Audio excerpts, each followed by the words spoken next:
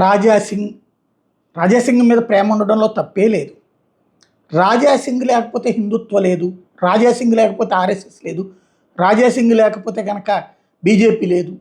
ఇదే అతి వ్యక్తి పూజ. భారతీయ జనతా పార్టీ ఎదుగుదలలో రాజాసింగ్ పాత్ర ఉంటుంది, కానీ రాజాసింగ్ లేకపోతే భారతీయ జనతా పార్టీ ఎదుగుదల లేదనేటటువంటిది తప్పు ప్రవర్తన, తప్పు ఆలోచన. 1998లోనే 18% ఓట్లు సాధించింది భారతీయ జనతా పార్టీ. తెలంగాణలో 22% ఓట్లు సాధించింది. తెలుగుదేశంతో పొత్తుతో 99లో నష్టపోయింది. 2004 నాటికి ఆ నష్టమే వెంటాడింది. 2009 నాటికి అందుకోవడానికి ఇబ్బంది అయింది.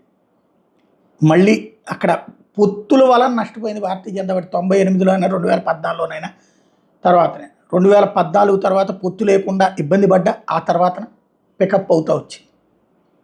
అంతే తప్పించి ఒక నాయకుడి వల్ల ఒక వ్యక్తి వల్లనో కాదు. అక్కడ బండి సంజయ్ పైకే తీసుకెళ్ళాడు. బండి సంజయ్ టైంలో జేహెచ్ఎంసీ దగ్గర నుంచి పలు విజయాలు సాధించి పెట్టాడు 2 ఎమ్మెల్యే సెగ్మెంట్లు. అదే సందర్భంలో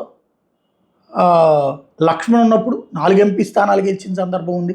కిషన్ రెడ్డి ఉన్నప్పుడు 8 పార్లమెంట్ స్థానాలు గెలిచారు, మొన్న 8 అసెంబ్లీ స్థానాలు గెలిచారు. కాబట్టి విజయం అన్నటువంటి ఎవరు ఉన్నా అధ్యక్షుడిగా అక్కడ గెలుపు అన్నది పెరుగుతూ వస్తుంది. అలాంటి స్థితిలో రాజాసింగ్ లేకపోతే అయిపోతుంది. రాజాసింగ్ని హిందుత్వ కోణంలో అభిమానించడంలో తప్పులేదు. ఇప్పటికి కూడా ధర్మం కోసం అతని పోరాటాన్ని అంగీకరించవచ్చు. కానీ రాజాసింగ్ని హైప్ చేస్తూ కిషన్ రెడ్డిని బూతులు తిట్టడం, బండి సంజయ్ని బూతులు తిట్టడం, రామచంద్రరావుని బూతులు తిట్టడం, వీళ్ళందరినీ తిట్టేసేసి రాజాసింగ్ గొప్పోడు అంటే మాత్రం అది మూర్ఖత్వం, వ్యక్తి అతి పూజ. అదే సందర్భంలో పార్టీని నాశనం చేయడానికి మాట్లాడే మాటలు పార్టీ సిద్ధాంతాలకు విరుద్ధం, సంఘ పరివార సిద్ధాంతాలకు విరుద్ధం. ఇందులో కట్టర్ హిందువులుగా చెప్పుకునేటటువంటి వాళ్ళు ఎక్కువగా రియాక్ట్ అవుతూ తమ ధర్మానికి ఏదైతే తాము ఏది ఎదగాలనుకుంటున్నారో దాన్ని నాశనానికి కూడా ఇక్కడ ఉపయోగపడుతున్నారు, శత్రువుకి చెయ్యిస్తున్నారు. వీళ్ళందరూ చేసిన ప్రవర్తనే మొన్నటిసారి విజయాన్ని దెబ్బ కొట్టింది బీజేపీకి.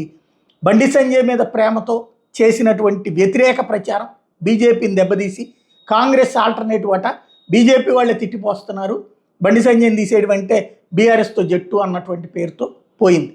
ఇప్పుడు మళ్ళీ తీసుకెళ్ళి లడ్డూలాగా నోట్లో పెట్టి రేవంత్నే కూర్చోబెట్టడానికి ఈ తరహా వ్యవస్థ పనికొస్తుంది తప్పించి ఒక వ్యక్తి మీద అతి ప్రేమ అత్యంత ప్రమాదకరం.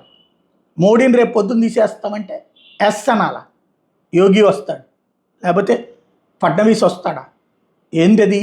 సైద్ధాంతిక అంశం ఇక్కడ.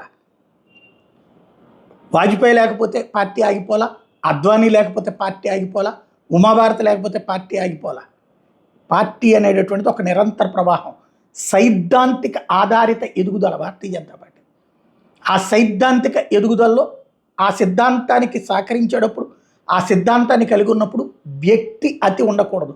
నేను కిషన్ రెడ్డిని ఒప్పుకోను, నేను బండి సంజయ్ని ఒప్పుకోను, నేను లక్ష్మణ్ని ఒప్పుకోను, నేను రామచంద్రరావుని ఒప్పుకోను, పార్టీని ఎప్పుడూ తిడతా ఉంటా, ఏం కావాలో నేను చెప్పా, లేకపోతే నా ఏరియాలో నా జిల్లాకి సంబంధించి ఏదో కావాల్సి ఉంటే అది నేను అడిగినట్టు చేయకపోతే కనుక వాళ్ళని తిడతా. ఇది పార్టీ పరమైనటువంటి విధానమా? ఉమాభారత్ లాంటి వాళ్ళే ఫేస్ చేశారు. కాబట్టి ఆయన ఎక్కడికి పోడు. ఏదైనా వేరే పార్టీలకు ఆయనే అంటున్నారు కదా, ఏదో లెటర్ కూడా పెట్టేసి నేను చెప్పాలనుకుని చెప్పలేకపోయాను, బీఆర్ఎస్లో చేరతాను ప్రచారం జరుగుతుంది, కాంగ్రెస్లో చేరతాను ప్రచారం జరుగుతుంది, నేను ఇంకా నిర్ణయం తీసుకోలేదని. Let him do. తను ఎంతవరకు తట్టుకుంటాడో చూద్దాం. జాతీయ భావజాలం కలిగినటువంటి వేరే పార్టీల్లో ఫిట్ అవుతాడని నేనైతే అనుకోను. జాతీయ పార్టీలో పనిచేసినోడు వేరే పార్టీలో పనిచేయలేరు, ప్రాంతీయ పార్టీలో. కాబట్టి రాజాసింగ్ని అభిమానించడంలో తప్పులేదు, కానీ రాజాసింగ్ మీద అభిమానం భారతీయ జనతా పార్టీ మీద దురభిమానంగా రామచంద్రరావు లాంటి కష్టపడి విద్యార్థి దశలోనే కాళ్ళు ఎరగొట్టించుకున్నటువంటి వ్యక్తిని అవమానించడం అనేటటువంటిది మాత్రం నీచాతి నీచం.